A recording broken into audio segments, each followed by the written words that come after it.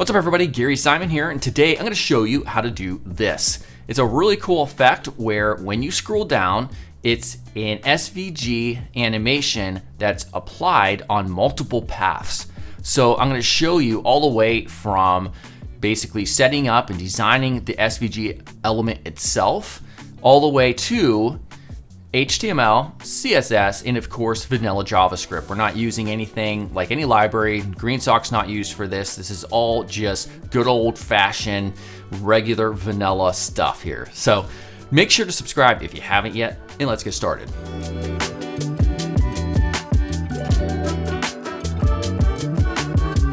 If you enjoyed this video, check out DesignCourse.com where you can learn UI, UX design, and more with my custom interactive platform that makes learning this stuff fun and easy. I've decided to time-lapse this particular footage because it's fairly straightforward. I'm in Adobe Illustrator here, but you can use whatever vector app that you like. I'm literally just tracing over this photo with the pen tool, and I end up creating 4 different paths. Now, when you're done, depending on the software you use, you can just export it as an SVG element. All right, so here I am in Visual Studio Code. We have an index.html here.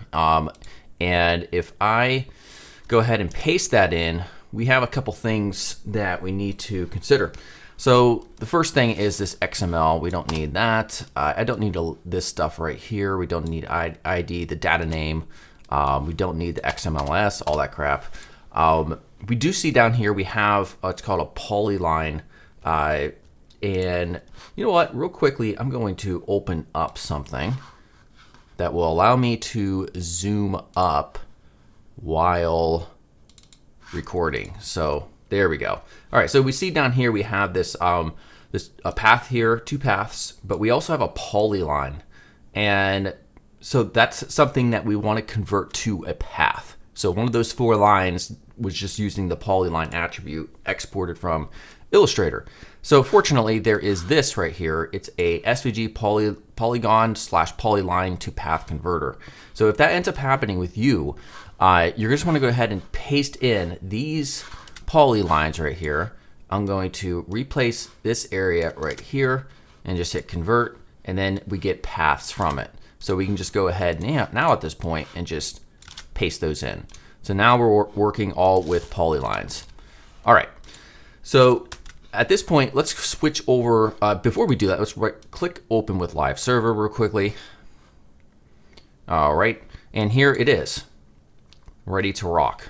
Okay, so before we switch to HTML, let's also get, or CSS rather, let's get our HTML out of the way. And that's just gonna be really simple. I'm going to paste in 3 different sections right here.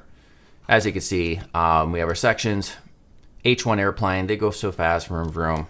There we go. Sounds like a toddler made this. Okay, so now let's go ahead and just get some quick rule sets out of the way. Our body is just going to be margin 0, height 100 viewport height. Our SVG is going to be position fixed, and then the rest is up to you. I'm just choosing to scale down the width a little bit.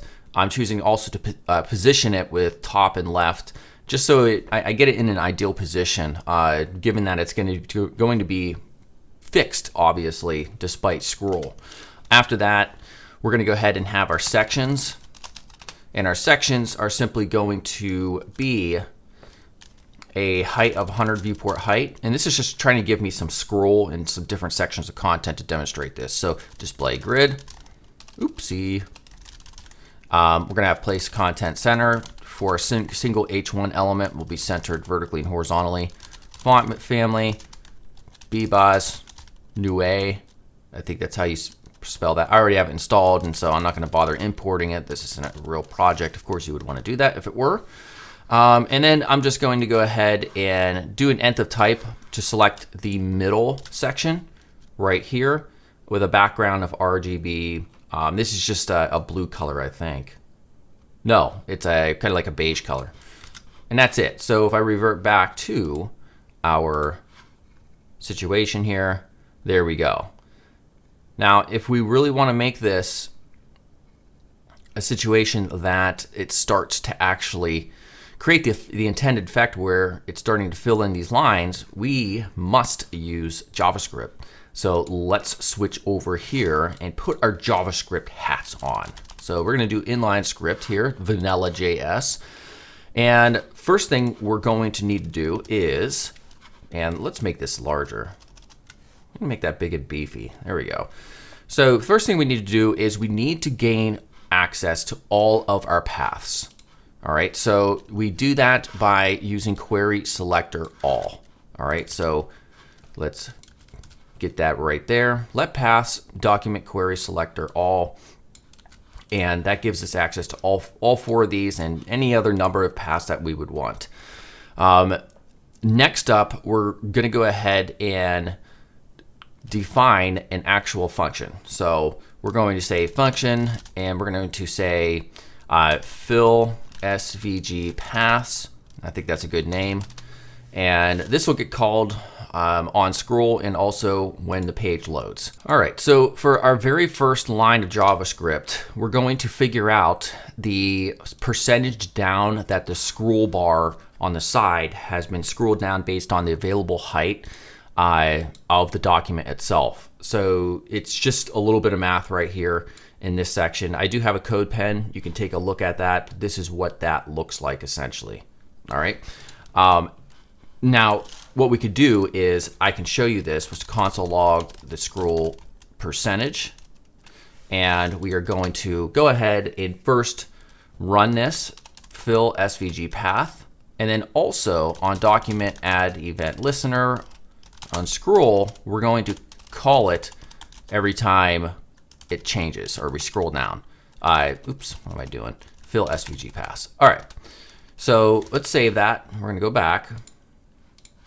Okay, now if I hit F12, you can see over here, we have our values all the way from 0.0 at the very top to 0.99 down at the bottom. All right, so next up, let's go ahead and get rid of that.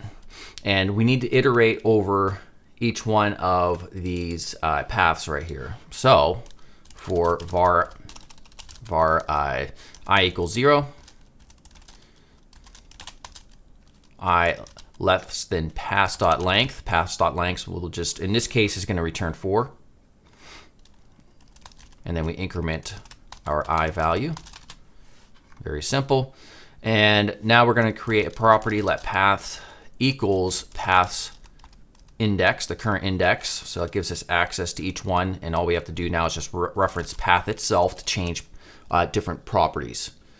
All right, now we're going to do let path length equals path dot get total length. All right, so what does this do? This figures out the length of each one of these paths right here, which is important to know so that we can adjust the correct CSS properties that will fill in the line essentially. So if I do console log path.length, we will find, we will find each of the 4 lengths. All right, so if I refresh, looks like, oh yeah, that's making it difficult. Let's go through here. Okay, I'm seeing, I forgot it's just iterating over each one of these. If I just refresh at the top, it's outputting values that I'm not expecting. I was expecting to have 4 here, but, oh, I do, but they're just repeating. So it's like there's 4 values right here. This is the length of each of the lines. Like this 1508 is like the real long one that I created, like the overall shape. All right, so let's go ahead and continue on. Now at this point, we're going to take our path.style stroke-array. Now this is CSS property that we're going to be updating, and we're just going to equal that to the path length.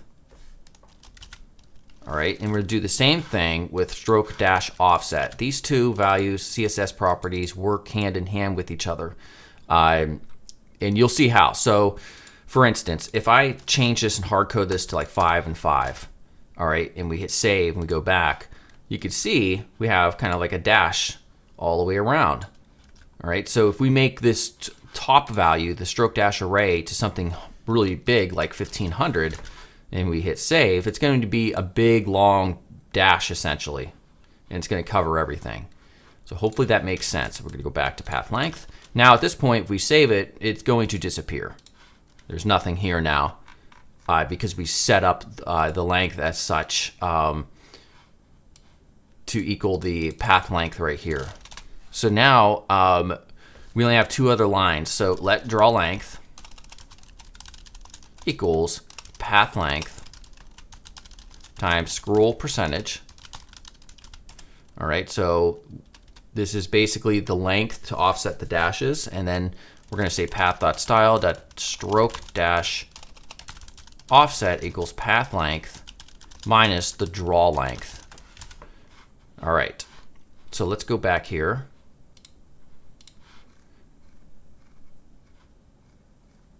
And now we can see that it's filling in. So up here, we don't need any of this style stuff right here. And if I save it and I go back here, I did add SVG path right here. So you make sure you add that because we're styling each paths, giving them these values right here. So the color, no fill, stroke width, you can choose to make this bigger or larger if you want based on your project needs. And that is essentially what makes it work. Now, if you want it to have a little bit of animation, you can give it a transition property. So we can specify right here, transition, stroke dash offset, maybe like 1 second. Entirely up to you with what you do. And take a look at that. So now, and by the way, I'm using my scroll wheel, but you can also use this just the same. Hopefully you can see that.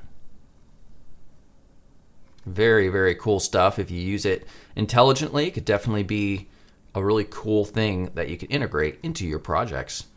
All right, everybody, hopefully you enjoyed that. Now, if you did, make sure to subscribe. Check out DesignCourse.com for my interactive courses, both on UI, UX, and CSS, and I will see you all very soon. Goodbye.